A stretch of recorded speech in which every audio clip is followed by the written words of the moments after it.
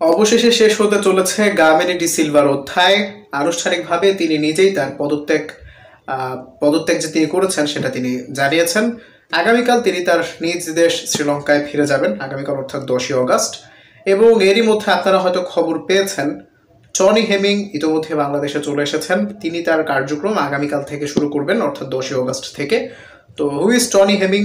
Tony Hemming মূলত একজন পেশাদার কিউরেটর এবং তিনি হচ্ছেন আপনার পিচ নিয়ে কার্যক্রম করে থাকেন।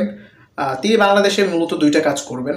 প্রথম যে কাজ তিনি করবেন সেটা হচ্ছে তার নির্দেশনা মোতাবেক দেশের সকল ভেনিউতে পিচ তৈরি করা হবে, উইকেট তৈরি করা হবে তার নির্দেশনা মোতাবেক। এবং তিনি আরও একটি কাজ করবেন, সেটা হচ্ছে তিনি দেশীয় যারা কিউরেটর রয়েছেন, অর্থাৎ আমাদের বাংলাদেশের যারা পিচ নিয়ে কাজ করেন বিভিন্ন ক্লাবের মাঠ কিংবা যে সমস্ত গ্রাউন্ডে বিদেশি কিউরেটর নেই সেই সমস্ত গ্রাউন্ডে দেশি কিউরেটর যারা কাজ করেন তিনি তাদের স্কিল ডেভেলপ নিয়ে কাজ করবেন। তারাও যাতে ইন্টারন্যাশনাল লেভেলে নিজেদেরকে নিয়ে যেতে পারেন সেটা নিয়ে তিনি কাজ করবেন।